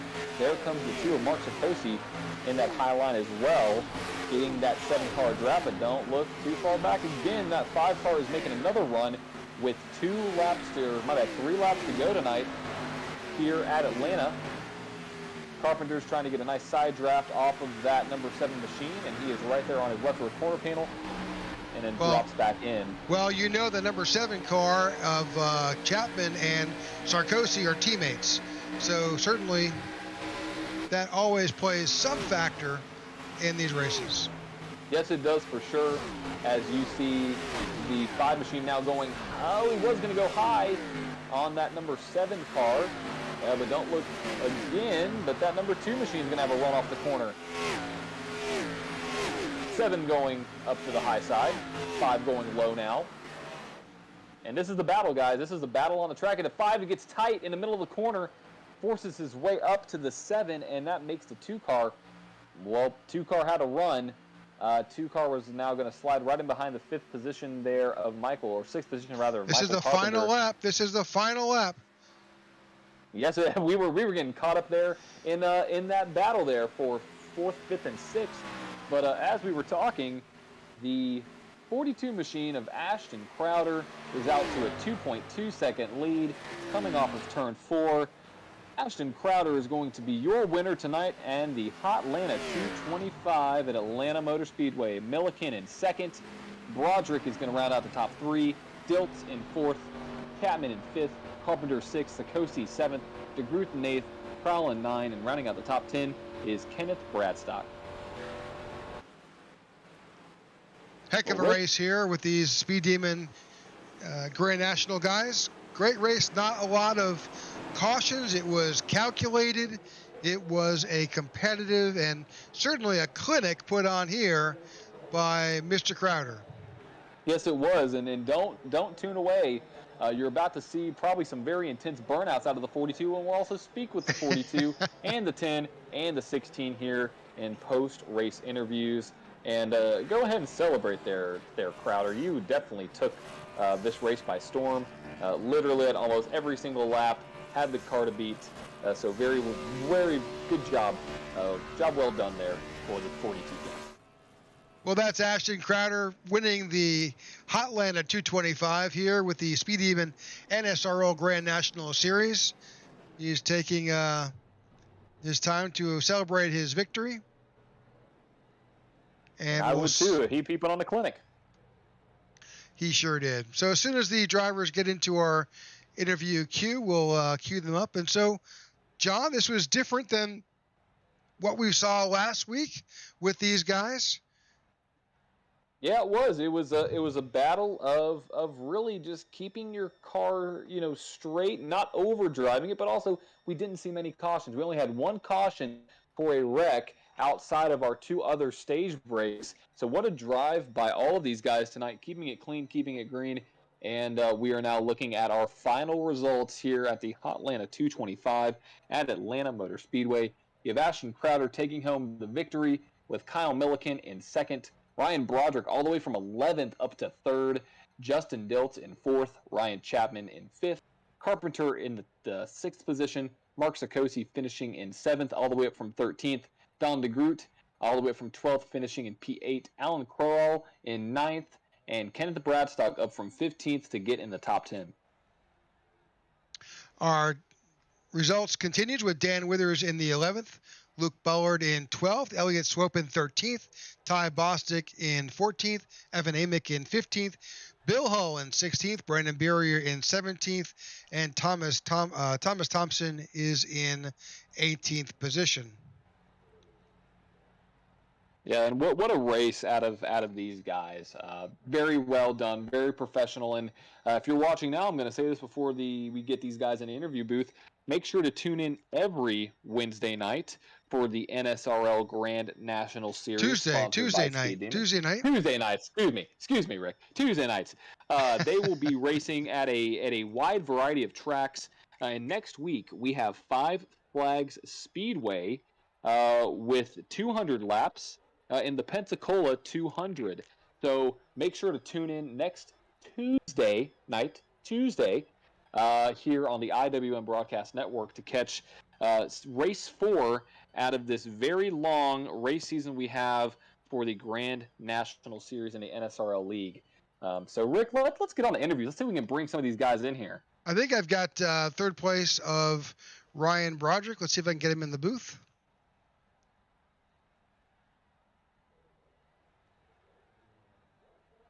Ryan, welcome to the broadcast booth. This is Rick Souza and John Drugis. Congratulations on your third place finish. Thank you very much. Appreciate you guys doing this. So, absolutely, you made your way up from 11th all the way up to P3. So walk us through your methodical approach to getting into the top 3 tonight, all the way from basically middle of the pack. Yeah, I didn't even have a setup, didn't even run much practice, kind of found a setup after qualifying. So I started a little further back than what I liked. But yeah, just kind of rode around the bottom, just kind of picked them off one at a time. Got in the top 5, I think, both stages, so just kind of kept picking them off. I didn't really think I had much better than a 5th place car. I could get up 4th, but like those top 3, I really had nothing for them. I felt like I was horrible in short runs, and I got by a few of them there on that restart, and we end up 3rd, so I'll take that. And yeah, great night for us. So, well, you put on a heck of a show. We appreciate your efforts tonight. It showed in your strategy and obviously your success. So congratulations. Thank you very much, guys. Thank you. That's your third place finisher, Ryan Broderick, here at the Hotlanta 225. Yep, and let's now bring in your runner-up position of Kyle Milliken, always a good driver to talk to. So let's bring him in the booth.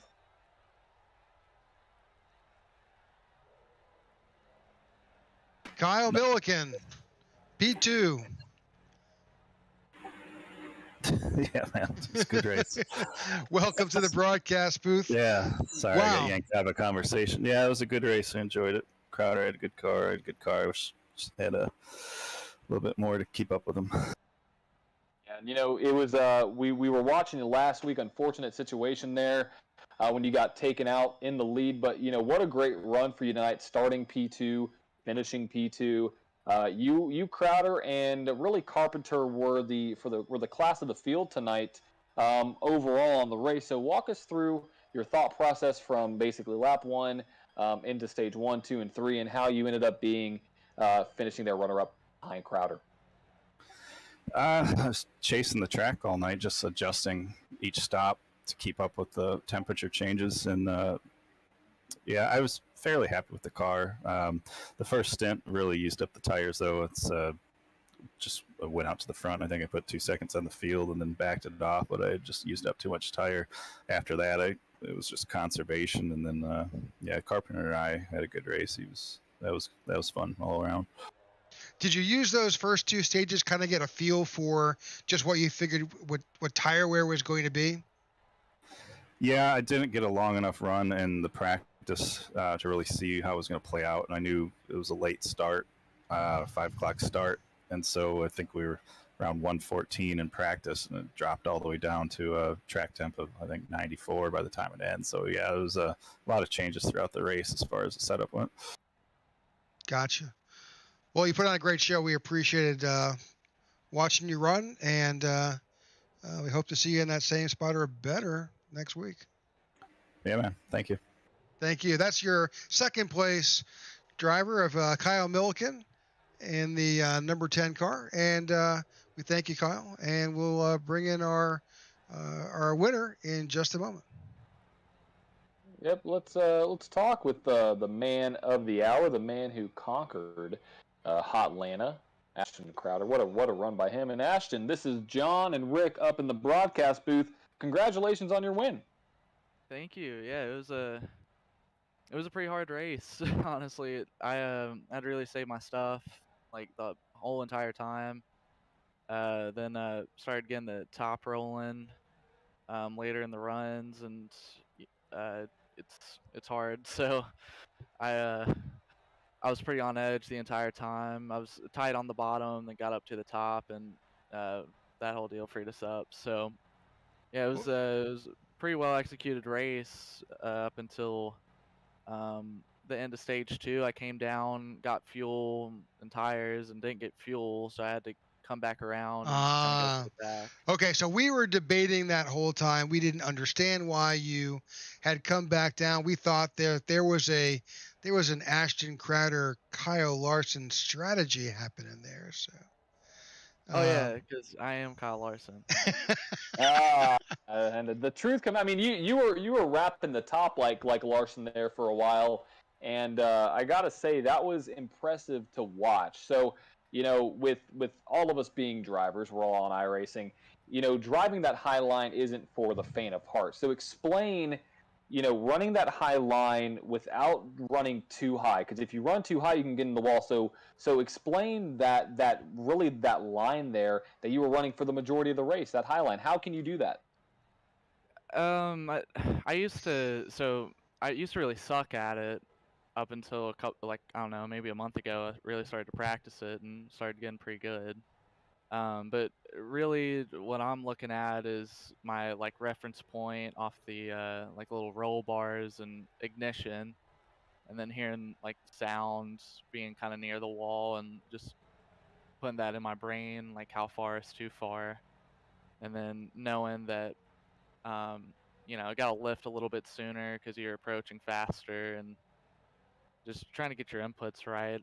That's really general. I know it's not really as in depth as I'm sure you're looking for, but no, you know what? That's great for those casual iRacers and guys who are looking to improve. To hear someone explain it to them, that's great information. And no, we certainly appreciate that. So, congratulations, fabulous victory here, and we certainly appreciate your driving here. Anybody want to thank or has it helped you celebrate your victory?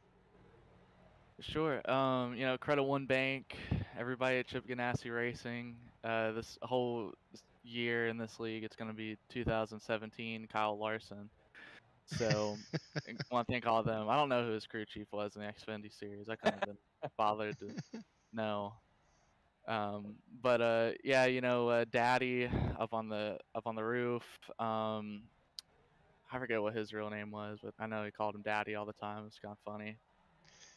Let's see. My grandparents watching. My mom, unless she went to bed, she's got school in the morning. So studying to be a nurse. Oh, there you go. Well, shout out to mom there. Awesome. That's right. And then 2 more. Maybe Ariel if she's watching, my basketball buddy, and then I don't know. Justin Bieber.